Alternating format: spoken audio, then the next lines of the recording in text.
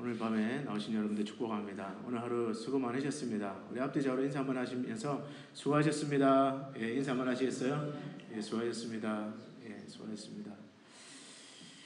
수요일 저녁에 나오시는 참 우리 성도님들 하루 종일 또 일하시고 또 급하게 저녁 드시고 이렇게 예배 드리러 나오셨는데 참 예배를 인도하는 또 목회자 입장에서 참 마음이 짠하기도 하고 또 이 예배 시간이 여러분들에게 회복과 또 충전의 시간이 되기를 주님 이름으로 축복합니다. 자, 오늘 모세 강의 두 번째 시간 말씀 전하도록 하겠습니다. 우리가 태어나면서 우리가 결정할 수 없는 몇 가지가 있습니다. 첫 번째로 먼저 성별을 결정할 수 없습니다. 그렇죠? 남자로 나는 태어나겠다, 여자로 태어나겠다 이런 거 없습니다. 태어나 보니까 남자예요. 태어나 보니까 여자입니다. 그래서 우리는 그것을 결정할 수가 없어요. 그런가 하면 어느 나라에서 태어날 것인가도 결정할 수 없습니다. 여러분 중에서 대한민국에 태어나고 싶어서 태어나신 분 계시나요? 물론 그것이 감사한 일이기도 하겠지만 그러나 내가 한국에서 태어나고 싶다, 나는 북한에서 태어나고 싶다, 나는 아프리카에서 태어나고 싶다, 이런 거 우리가 결정하지 않습니다. 이건 하나님이 결정하시는 거예요. 또 한 가지는 우리가 결정할 수 없는 것은 부모를 결정할 수가 없습니다. 나는 사랑이 많은 자상한 아버지 밑에서 태어나고 싶다, 나는 믿음이 좋은 경건한 부모 밑에서 태어나고 싶다, 우리가 결정할 수 있는 게 아니에요. 저 같은 경우는 믿지 않는 가정에서 태어나서 하나님의 은혜로 예수님을 만나고 또 목사까지 되었습니다. 참 감사한 일이죠.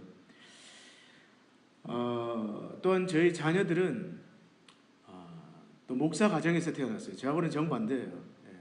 믿는 엄마 또 믿는 아빠 밑에서 태어나 보니까 자기들의 선택과는 상관없이 아빠가 목사고 엄마가 사모입니다. 경건한 부모 밑에서 자라날 수 있다는 것. 또 물론 하나님은 은혜로우셔서 믿지 않는 가정에서도 얼마든지 그의 자녀들을 택하실 수 있지만 그러나 경건한 부모 밑에서 태어날 수 있다는 것, 그리고 그 신앙의 감화를 받고 자랄 수 있다는 것은 하나님 앞에서 큰 축복입니다. 여러분 모세의 삶을 연구해 보면 이 모세가 축복을 많이 받았는데 그 첫 번째 축복이 부모를 잘 만난 축복이에요. 부모를 잘 만난 축복입니다. 저는 오늘 이 모세의 삶을 살펴보면서 어떻게 하면 우리 자녀들이 모세와 같이 영향력이 있는 인물이 될 것인가, 시대적인 사명을 감당할 수 있는 그런 인물로 자랄 수 있도록 할 것인가, 몇 가지를 여러분과 함께 나누기를 원하는데요. 첫 번째로 부모된 여러분들은 또 그리스도인 된 우리들은 자녀들에게 믿음의 본이 되어야 합니다. 자, 뭐라고요? 믿음의 본이 되어야 합니다. 우리 2장 1절 다시 한번 보겠습니다. 2장 1절부터 2절 같이 읽습니다. 시작. 레위 가족 중 한 사람이 가서 레위 여자에게 장가들어 그 여자가 임신하여 아들을 낳으니 그가 잘생긴 것을 보고 석 달 동안 그를 숨겼으나. 자, 모세의 아버지와 모세의 어머니는 성경에 보니까 레위 지파다. 레위 지파가 어떤 지파입니까? 제사장 지파예요. 신학적으로 정확한 비유는 아니지만 오늘날로 치면 목사 가정입니다. 선교사 가정이에요. 모세는 그러한 부모 밑에서 태어났습니다. 그런데 오늘 성경에 보니까 모세의 부모가 태어난 지 이제 임신해서 아들을 낳았는데 잘생긴 것을 보고 석 달 동안 숨겼더라. 제가 지난 시간에 말씀드렸습니다. 이 이집트에서 이스라엘 백성들이 점점 불어나니까 거기에 위협을 느낀 바로가 모든 남자 아기를 다 죽여버려라. 그래서 이 모세의 부모도 모세가 태어났는데 이 모세를 보니까 잘생겼다. 근데 여기서 잘생겼다라는 것은 그냥 핸섬하다 이 정도 의미가 아니에요. 사도행전 9장에 보면 7장에 보면 하나님이 보시기에 아름다운지라 그렇게 되어 있습니다. 이게 무슨 말이에요? 이 모세의 부모가 모세가 태어난 그 아기를 보니까 뭔가 영적으로 특별한 거예요. 그냥 얼굴이 잘생기고 눈이 똘망똘망하고 코가 오똑하고 이 정도가 아닙니다. 하나님이 보시기에 아름다운지라. 그 석 달을 숨겨서 길렀습니다. 젖을 먹이면서. 근데 여러분 100일이 지나면 어떻게 돼요? 애들이 또 목소리도 커지고 배고프면 그냥 엄청나게 울고 그렇지 않습니까? 더 이상 숨길 수가 없는 거예요. 더 이상 집에서 길렀다가는 언젠가 그 애굽 병사의 칼에 무참하게 죽임에 당할지도 몰랐습니다. 그런데 왜 이 부모가 이 모세를 석 달 동안 목숨을 걸고 숨겼느냐? 히브리서 11장 23절에 보면 그 이유가 나오는데요. 이렇게 말합니다. 믿음으로 모세가 났을 때에 그 부모가 그 아름다운 아이임을 보고 석 달 동안 숨겨 왕의 명령을 무서워하지 아니하였으며. 이 모세 부모가 모세를 숨긴 이유가 히브리서 11장에는 믿음으로 왕의 명령을 두려워하지 않고 무서워하지 않고 믿음으로 그를 숨겼다. 여러분 모세의 부모는 경건한 부모였습니다. 사람을 두려워하지 않고 하나님을 경외하던 레위 지파의 믿음의 사람들이었습니다. 물론 하나님은 영적으로 본이 되지 않는 부모 밑에서도 하나님을 경외하는 자녀들을 얼마든지 허락하실 수 있습니다. 그러나 오늘 모세의 삶을 한번 보십시오. 그 민족을 출애굽시키는 역사적인 사명을 감당하는 그 모세를 하나님께서 어떤 가정에 두셨는지를 한번 보십시오. 믿음으로 모세를 석 달 동안 숨겼던 믿음의 가정, 믿음의 본이 되는 그런 가정에 하나님은 모세를 태어나게 하셨습니다. 여러분 오늘 우리 부모된 여러분 가운데 부모된 여러분들, 자녀를 위해서 우리의 첫 번째 사명이 무엇일까요? 그것은 우리가 믿음의 본이 되는 것입니다. 이 모세의 부모가 믿음으로 모세를 숨겼던 경건한 부모였던 것처럼 오늘 여러분과 저는 우리 자녀들에게 믿음의 본이 되어야 합니다. 그것이 왜 중요하냐? 신앙은 말이 아니라 본을 통해 전수되기 때문에 그렇습니다. 여러 번 반복하지만 자녀는 부모의 뒷모습을 보고 배웁니다. 신앙도 마찬가지예요. 신앙도 마찬가지입니다. 우리가 하는 말이 아니라 우리의 모습을 보고 신앙은 전수가 됩니다. 최근에 제가 읽었던 그 시대묵상이라는 책을 쓴 그 박영돈 교수님이 그런 이야기를 합니다. 자녀들을 자유롭게 하라라는 글에서 이렇게 이야기를 합니다. 어떤 교인은 자녀가 어릴 때부터 신앙을 강압하여 그들이 신앙생활에 질리게 만들어버린다. 가령 어린아이들을 데려다 놓고 1시간 이상 가정예배를 드리고서는 태도가 안 좋다고 하여 예배 후에 고문 같은 잔소리를 늘어놓는다. 그런가 하면 은혜로운 분위기 속에서 자녀들을 키우고 싶다는 이유로 자녀들이 개그 프로그램을 보면서 희죽거린다고 혼구멍을 내기도 한다. 그런 가정의 자녀들은 친구들 사이에 인기 있는 드라마를 보고 싶어도 부모의 눈초리가 무서워 꼭 참아야 한다. 부모의 선한 의도와는 달리 이런 가정에서 자라는 아이들은 숨막혀하고 부모들은 스스로 율법의 화신이 되어버린다. 경건이라는 명분으로 자녀들을 억압하지 말아야 한다. 그들이 복음 안에서 자유를 누리게 해야 한다. 아이는 아이다워야 하지 않겠는가. 경건이라는 이름으로 자녀들을 억압하지 말라는 거예요. 아이는 아이다워야 된다. 여러분 사실은 최악의 케이스는 그렇습니다. 부모님이 삶의 본을 보이지 못하면서 교회는 빠지면 안 된다. 예배는 절대 빠지면 안 된다. 그게 가장 나쁜 케이스예요. 그러면 자녀들은 무엇을 느낍니까? 몸서리를 치는 거예요. 신앙을 떠날 수가 있습니다. 또 여러분 부모가 뭐 드라마를 끼고 살고 또 매일 골프 치러 다니고 골프 치는 게 나쁜 게 아닙니다, 여러분.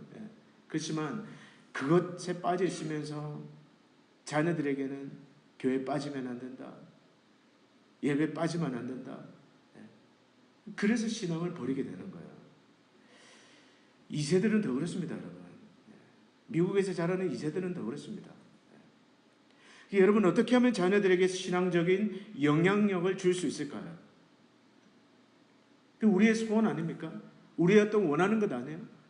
어떻게 하면 우리 자녀들에게 이 믿음을 줄 수가 있을까요? 가장 기본적이고 가장 확실한 방법은 내가 즐겁게 예수 믿으면 돼요. 부모가 예수 믿는 것이 즐거우면 됩니다.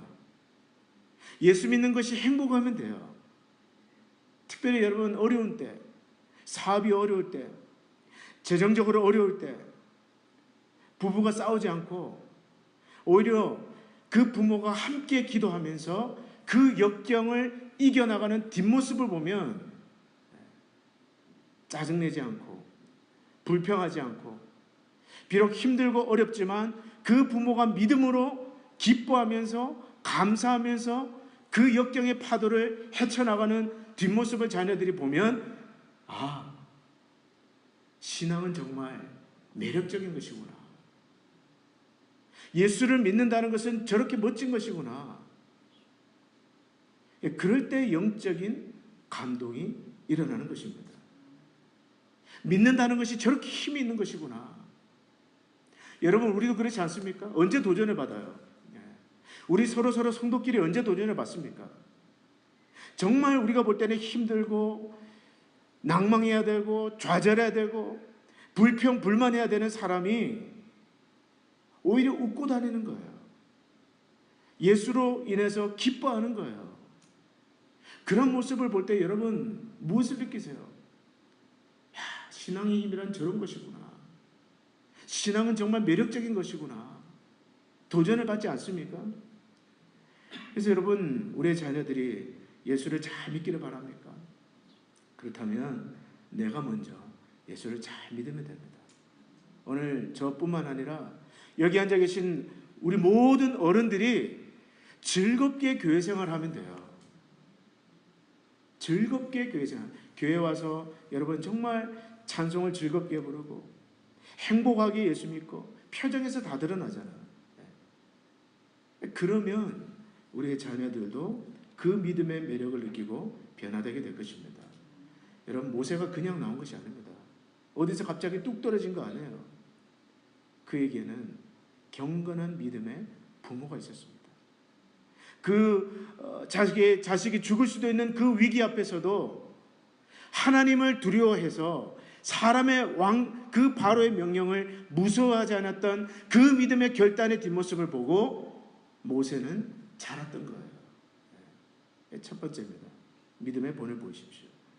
둘째로 우리 자녀들에게 정말 영향력이 있는 자녀들로 키우기를 원한다면 우리는 사명을 자녀들에게 일깨워 줘야 합니다. 사명을 일깨워 줘야 돼요. 100일이 지나고 이제 더 이상 숨길 수가 없게 되자 이제 모세 부모는 결정을 합니다. 갈대 상자를 하나 구해다가 그 안에 보니까 역청과 나무 진을 칠하고 그것은 방수의 효과를 가져오는 거죠. 그래서 물이 새지 않도록 그 안에다가 기름칠을 하게 됩니다. 그리고 어쩔 수 없이 그 나의 강가에 갈대 상자를 띄워보내게 되는데 여러분, 그 물속에 무엇이 있을까요? 또 어려운 질문을 제가 드리죠. 나의 강가에 그 강 속에는 무엇이 득실득실할까요? 악어떼가 있죠. 악어떼가 나온다. 아마 이 부모는 차마 그 꼴을 두고 보지 못했던 것 같습니다. 그래서 그 딸을 보냈어요. 자기들은 가지 않고 그 딸을 보냈습니다. 그러나 집에서 얼마나 조마조마한 마음으로 간절하게 기도하고 있었을까요? 하나님 아버지, 우리 아들을 지켜주시옵소서. 물에 떠내려가지 않도록 하나님만이 그를 건질 수 있습니다. 도와주세요. 도와주세요. 얼마나 간절하게 기도하고 있었을까요? 혹시라도 그 바구니가 뒤집어지지 않을까? 물이 또 새어 들어오지는 않을까? 잔인한 그 악어가, 피에 굶주린 악어가 물고 들어가지는 않을까? 뭐 악어 때만 있습니까? 물뱀도 있고 독수리도 있고 들짐승에 먹히지는 않을까? 그러나 오늘 말씀을 보면 그 가족들이 염려했던 일은 일어나지 않습니다. 그 바구니를 최초로 발견한 사람이 누굽니까? 바로의 딸이에요. 5절과 6절 말씀 우리 다 같이 한번 읽어볼까요? 4절과 5절과 6절 같이 있습니다. 시작. 그의 누이가 어떻게 되는지를 알려고 멀리 섰더니 바로의 딸이 목욕하러 나일강으로 내려오고 시녀들은 나일강가를 거닐 때에 그가 갈대 사이의 상자를 보고 시녀를 보내어 가져다가 열고 그 아기를 보니 아기가 우는지라 그가 그를 불쌍히 여겨 이르되 이는 히브리 사람의 아기로다. 자, 여러분, 모세는 다른 아기들처럼 얼마든지 악어밥이 될 수도 있었습니다. 충분히 그럴 위험이 많았습니다. 그러나 그 시각에 우연히도 바로의 공주의 마음에 나의 강가에 가서 목욕이나 한번 할까?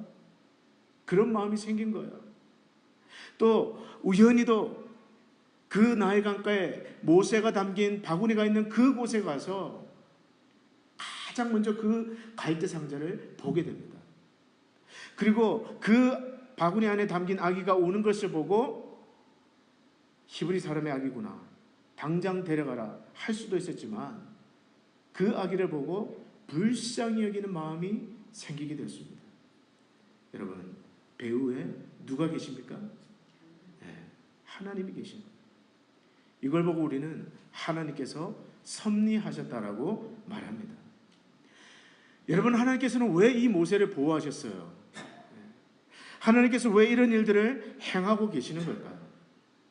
그 이유는 모세를 통해서 이루시고자 하는 사명이 있었기 때문에 그렇습니다. 하나님께서 이 모세를 통해서 성취하시고자 하는 계획이 있었기 때문에 그래요.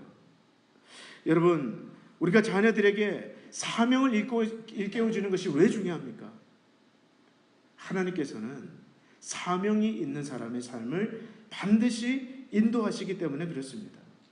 지키시고요, 보호하시기 때문에 그래요. 아마 모세의 부모는 그 되어지는 일들을 보면서 그렇게 생각했을 거예요.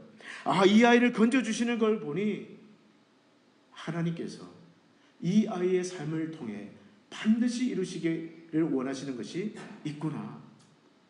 이 아이에게 일어나는 일들을 보니까 이건 하나님이 하시는 일이다. 하나님이 이루시고자 하는 그 목적이 반드시 있을 것이다. 저는 상상해 봅니다. 아마 모세를 데려와서 그 부모가 키우면서 수천 번 얘기했을 거예요. 너는 하나님이 반드시 사용하신다. 하나님의 놀라운 계획이 너를 통해서 하나님은 반드시 이루실 것이다. 그것이 무엇인지 그 부모도 몰랐고 모세도 몰랐지만 적어도 분명한 사실 하나는 하나님께서 너를 물에서 건져주신 걸 보니 하나님은 반드시 너를 통해서 이루시고자 하는 놀라운 계획이 있을 것이다. 수도 없이 귀가 따갑게 아마 모세는 들었을 거예요. 사랑하는 여러분, 하나님께서는 우리의 자녀들을 통해서 이루시고자 하는 사명이 분명히 있습니다. 그냥 이 땅에 태어난 것이 아니에요. 오늘 하나님께서 믿는 여러분과 저에게 우리의 자녀들을 맡겨주셨다면 그 자녀를 통해서 하나님께서 이루시고자 하는 영광이 반드시 있습니다. 부모의 역할은 뭐예요? 그것을 위해서 기도해 주는 것입니다. 그리고 그러한 마음으로 여러분의 자녀를 잘 관찰하는 거예요. 그러면서 하나님께서 그 아이에게 주신 재능이 무엇인지, 탤런트가 무엇인지, 무엇을 잘하는지. 여러분, 아이들의 재능을 관찰할 수 있는 좋은 것이 놀이거든요. 놀이. 어려서부터 어떤 놀이를 좋아하는지, 그리면서 노는 것을 좋아하는지, 또 전쟁 놀이를 좋아하는지. 윈스턴 처치 같은 사람은 어렸을 때부터 전쟁 놀이를 굉장히 좋아했다고 해요. 놀이를 통해서 관찰하는 것입니다. 그리고 자녀들에게 사명의 관점에서 고민하게 만드는 것입니다. 하나님께서 내게 주신 비전은 무엇인 것 같니? 또는 너는 하나님을 위해서 무엇을 하고 싶니? 그런 질문들을 자꾸 던지는 거예요. 생각하게 만드는 것입니다. 하나님의 관점에서, 사명의 관점에서 자꾸 물어보는 거예요. 너는 하나님을 위해서 무엇을 하고 싶니? 무엇을 이루어드리고 싶니? 왜냐하면 사명이 분명하면 하나님은 반드시 인도하십니다. 인도하실 뿐만 아니라 사명이 분명하면 하나님은 반드시 보호하십니다. 혹시나 여러분들 가운데 마찬가지예요. 여러분 사명 중심으로 사십시오. 만약에 제가 여러분들에게 하나님이 여러분에게 주신 사명이 무엇이냐라고 묻는다면 여러분 한 문장으로 대답할 준비가 되어 있으십니까? 있으시기를 바랍니다. 없으시면 오늘 집에 가셔서 주무시기 전에 기도하시고 한번 여러분 생각해 보세요. 내가 정말 나에게 주신 재능과 열정과 나에게 주신 모든 것을 통해서 하나님을 위해 이루어 드려야 될 그 미션, 그것이 무엇인지 여러분 고민하시고요. 그 사명을 따라 사십시오.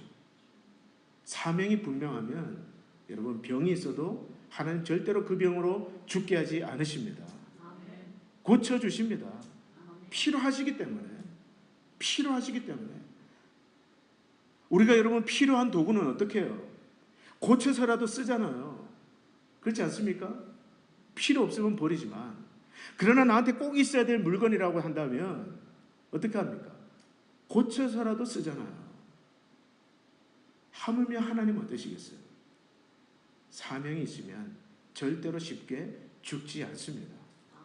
여러분 사명을 붙드십시오. 그 사명에 충성하십시오. 하나님 반드시 지켜주십니다. 마지막으로 오늘 우리가 자녀들을 영향력 있는 자녀를 키우기 위해서 우리의 기도 제목, 또 우리가 할 것이 있다면 첫 번째로는 본이 되는 것이고요. 두 번째는 사명의 중요성을 깨닫게 해주는 것입니다. 그리고 사명 중심으로 사는 거예요. 마지막은 만남의 복을 위해서 기도해야 됩니다. 모세에게 있었던 첫 번째 가장 복된 만남이 누구와의 만남이라고 했습니까? 네? 제가 지금 10분 전에 얘기했던 거거든요. 부모와의 만남. 두 번째 가장 귀한 만남이 있는데 바로의 딸과의 만남입니다. 자, 10절 말씀 우리 다 같이 한번 읽어볼게요. 자, 10절입니다. 시작. 그 아기가 자라매 바로의 딸에게로 데려가니 그가 그의 아들이 되니라. 그가 그의 이름을 모세라 하여 이르되 이는 내가 그를 물에서 건져내었음이라 하였더라. 자, 성경에 나오는 인물 중에, 자, 우리가 이제 성경 퀴즈 대회를 이제 한 2주 뒤에 할 텐데요. 자, 미리 퀴즈 하나 드리겠습니다. 성경에 나오는 인물 중에 시험만 보면 무조건 다 100점 받는 인물 누굴까요? 네? 모세의 누나의 이름입니다. 네, 미리암. 네, 미리 알거든요. 좀 썰렁했나요? 네. 그러면 분위기를 만회하기 위해서 성경의 인물 중에 산수, 수학을, 매트를 가장 못하는 사람 누굴까요? 네. 모세입니다. 자, 그 동생이 담긴 바구니를 이 미리암이 보고 있었어요. 자, 근데 이 미리암이 똑똑해요. 바로의 공주가 나와서 목욕을 하다가 딱 보는 순간에 그 자기 동생을 보고 불쌍히 여기는 장면을 놓치지 않고 이 미리암이 가서 뭐라고 얘기하냐면 내가 당신을 위해서 이 아기를 젖먹일 유모를 불러올까요? 공주가 가라. 그 자기 어디로 갑니까? 자기 집으로 뛰어가요. 집에서 간절한 마음으로 기도하고 있는 그 엄마의 손을 잡고 일단 묻지 말고 따라오라고 데려와서는 그 바구니에 담긴 아기의 젖을 먹이고 공주가 주는 돈까지 받아가면서 그 엄마는 물에 떠내려 보낸 그 아기를 다시 품에 안게 됩니다. 참 저는 이 모세가 산 이유 중에 하나는 이 미리암, 누나가 미리 알아서 그런지 모르겠지만, 이 미리암의 지혜라고 생각해요. 조금 어리숙한 누나 같았으면 삐쭉빼쭉하면서 그냥 저걸 가야 되나 말아야 되나. 예? 근데 그 찰나를 놓치지 않고, 예.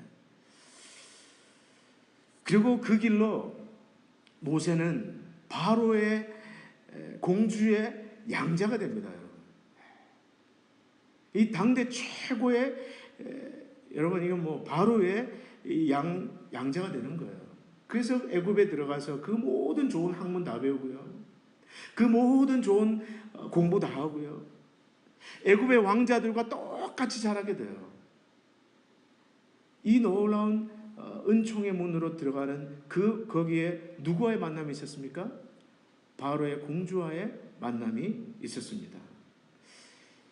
여러분, 저는 여러분들이 비록 여러분들의 자녀가 성장했을지라도 여러분 자녀를 위해서 기도하면서 끊임없이 기도해야 될 중요한 기도 제목이 있다면 주여 만남의 복을 주시옵소서.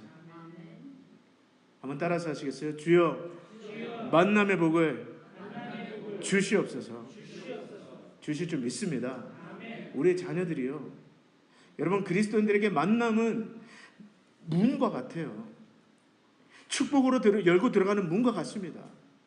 누구를 만난다는 것은 기회의 문이 열리는 거예요. 돌아가신 그 강용호 박사님, 시각장애인으로 백악관 정책차관보까지 올라가셨던 강용호 박사님은 그 아들 둘이 있는데요. 그 아들들을 뭐 유학생이고 돈도 없지만 미리 저축을 해서 고등학교를 어디다가 보냈냐면 필립스 아카데미를 보냈어요. 명문 사립고등학교입니다. 부시의 아들들이 다녔다. 그가 그 좋은 고등학교에 자기 아들들을 보낸 이유가 있습니다. 그의 교육 철학 중에 하나가 인물이 되려면 인물을 만나야 된다. 인물이 되려면 인물이 만나야 된다. 인물을 만나야 된다. 여러분 맹모 삼천지교가 굉장히 사실 탁월한 교육 철학입니다. 어디에 이사를 가느냐, 우리 자녀들이 어느 학교를 가느냐, 또 어떤 친구들과 어울리느냐, 어떤 교회를 가느냐, 굉장히 중요한 이야기예요. 책 읽기의 즐거운 혁명이라는 책을 쓴 분이 계신데요. 이분은 장경철 교수님, 서울여대 교수님인데 이분은 그런 얘기를 합니다. 자기가 가끔씩 예수 믿는 것을 굉장히 비판하는 사람들 있죠. 나는 예수 안 믿어. 예수 믿는 것들 다 똑같아. 예수 믿어봐야 필요 없어. 그런 분들에게 이야기를 하면 계속 듣고 있다가 마지막에 질문을 한다고 합니다. 선생님, 그런데 왜 선생님은 신앙을 못 갖는지 아십니까? 그러면 보통 사람들은 예수 믿는 것들이 제대로 못 살아서 그렇지 뭐 대충 이렇게 이야기를 한다고요. 그분은 그렇게 얘기를 한다고 합니다. 선생님이 믿음을 갖지 못하시는 이유는 선생님의 친구분들이 다 믿음이 별로 좋지 않기 때문입니다. 무슨 말이냐? 세상에는 물론 병든 믿음을 가진 친구들도 있지만 그러나 진정으로 멋지고 아름다운 신앙을 가진 사람들도 많이 있다라는 거예요. 그래서 누군가 아직 신앙을 갖지 못했다면 그 사람은 아직까지 그의 삶에서 신앙을 전념시켜 줄 수 있는 매력적인 그리스도인을 만나보지 못했기 때문이라는 것입니다. 그래서 누구든지 신앙을 가지려면 만남을 위해서 기도해라는 겁니다. 어떤 만남입니까? 정말 신앙이 매력적이라는 것을 나에게 임팩트를 줄 수 있는 그런 친구들. 왜냐하면 내가 자주 만나는 사람이 내 미래를 결정하기 때문에 그렇습니다. 여러분 제가 이게 굉장히 중요한 얘기를 하는데요. 여러분들이 신앙이 자라고 싶습니까? 정말 여러분 내 신앙이 뜨거워지기를 원하십니까? 성장되기를 원하십니까? 그렇다면 여러분 만남을 잘 가려서 만나셔야 돼요. 아무나 만나셔는 안 됩니다. 왜냐하면 여러분이 자주 만나는 사람, 여러분이 자주 접촉하는 그 사람이 여러분의 미래를 결정하기 때문에 그래요. 사실 목회자로서 저는 그런 초이스가 없습니다. 여러분들이 1년에 한 번 할까 말까 한 굉장히 번아웃되는 그런 대화들, 나를 지치게 만드는 대화들, 또 정서적으로 굉장히 참 불편한 그런 만남들을 저 같은 목회자들은 일상적으로 만나게 되거든요. 그러나 여러분들은 선택할 수 있잖아요. 불평하는 사람, 입만 열면 여러분 원망하는 분, 부정적인 이야기를 쏟아내는 분, 그런 분들을 여러분이 자주 만난다고 해보십시오. 있던 신앙도 떨어집니다. 그걸 잘 아셔야 돼요. 있던 신앙도 떨어져요. 여러분이 정말 여러분의 신앙을 소중하게 여긴다면 여러분 누구를 만나서 자주 만나야 됩니까? 믿음의 말을 하는 사람.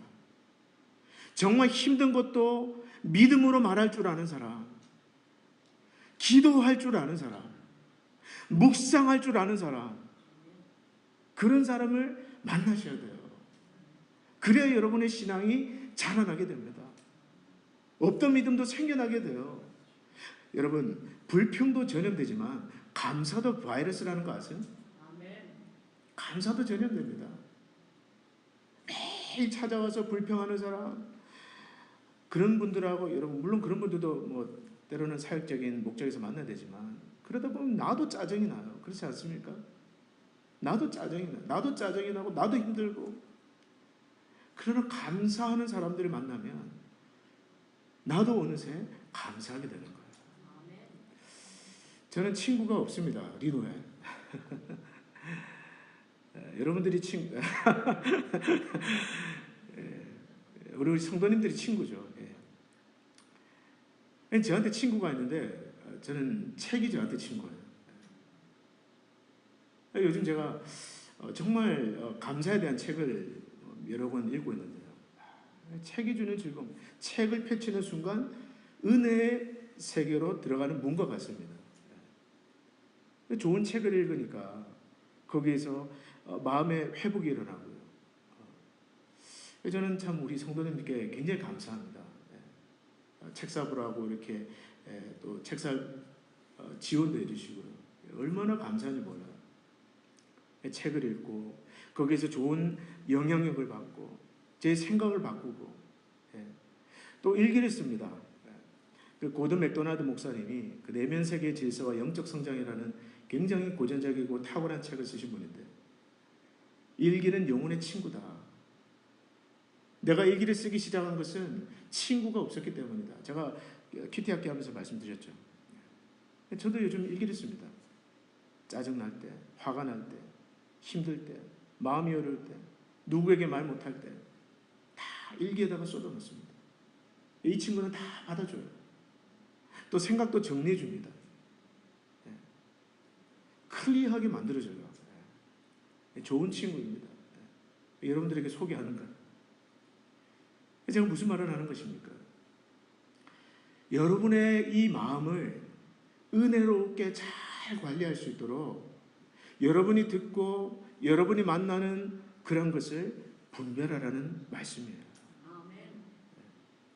아무 책이나 보지 마세요. 어떤 미국 분하고 결혼한 한국 여자분이 시절에 있었던 얘기입니다. 자기 남편이 군인인데 어느 날 보니까 책을 열심히 읽더래요. 그래서 책을 읽으니까 저 사람이 참 안 읽는 책도 다 읽고 그래서 그냥 속으로 좋아했대요. 근데 친구한테 책을 받아서 한 권, 두 권 읽더니 나중에는 막 자기를 때리기 시작하고 학대하기를 시작하는 거예요. 알고 봤더니 그 책이 무슨 책이냐면 사탄교에 대한 책이었다는 거예요. 그걸 가지고 목사님한테 상담을 해온 거예요. 그런 말 있죠. 당신이 지금 읽고 있는 책과 당신이 지금 만나고 있는 사람을 나에게 말해 주십시오. 그러면 정확히 5년 뒤에 당신의 미래를 내가 말해 주겠습니다. 여러분, 여러분의 이 마음, 심령을 은혜롭게 유지하기 위해서 여러분 만남을 가리십시오. 음식만 가려두지 마세요. 나는 당뇨가 있기 때문에, 나는 혈압이 있기 때문에, 나는 또 무슨 문제가 있기 때문에 이 음식은 되고 이 음식은 안 되고. 여러분 만남도 그렇게 가르쳐 주셔야 됩니다. 누군가 여러분을 찾아와서 계속해서 부정적인 이야기를 한다면 change the topic. 토픽을 그냥 돌리십시오. 계속 듣지 마세요. 그건 마치 쓰레기를 갖다가 여러분 앞에다가 계속해서 버리는 것과 마찬가지입니다. 은혜로운 말씀으로 여러분의 영혼을 채우시기를 바랍니다. 기도하면 깨끗한 성령께서, 우리 성령님은 깨끗한 영이시거든요. 진리의 영이시거든요. 우리를 깨끗하게 하시는 분이십니다. 기도로 성령님을 마시시기를 바랍니다. 받아들이세요. 날마다 성령이 충만한 거예요. 날마다 성령이 충만한 거예요. 그리고 믿음의 말을 하는 사람들과 자주 만났어요. 목회자도 마찬가지입니다. 제가 여기 리노로 올라올 때 LA에서 또 참 모범적으로 목회하시는 목사님을 만났습니다. 제가 올라가서 어떻게 사역을 해야 되겠습니까? 그분이 그러시더라고요. 별로 덕이 안 되는 목회자를 만나는 것보다는 차라리 경건한 신도들을 만나서 교제하십시오. 조금 이해하고 들으세요. 목사님들이 다 나쁘다는 게 아니라 목사님들끼리 모여서도 얼마든지 세속적인 이야기 할 수 있습니다. 골프 치는 얘기, 어디가 맛있다고 어디 먹으러 가자는 얘기. 그러한 교제보다는 차라리 경건한 평신도들과 교제하십시오. 목회를 한 40년 하신 분이 그런 얘기를 하시더라고요. 실제로 그렇습니다. 제가 여러분들과 가끔씩 교제 나누다 보면 정말 신선한 은혜가 몰려오는 것을 저는 가끔씩 경험해요. 자주 경험합니다. 여러분들도 이 만남의 축복, 여러분들의 신앙을 뜨겁게 해줄 수 있는 사람, 여러분들의 신앙을 정말 불 붙여줄 수 있는 사람, 불 끄는 사람 말고요. 그리고 정말 우리에게 하나님이 주시는 지혜를 나눠줄 수 있는 그런 만남을 하실 수 있기를 축복합니다. 오늘 말씀 맺겠습니다. 3가지 기도 제목입니다. 첫 번째, 주여 믿음의 본이 되게 하여 주시옵소서. 두 번째, 사명을 발견하게 하시옵소서. 그리고 마지막으로 만남의 축복을 우리 자녀들뿐만 아니라 또 우리에게 허락해 주시옵소서. 이 기도 제목으로 함께 기도하는 여러분과 제가 되기를 주의 이름으로 축복합니다.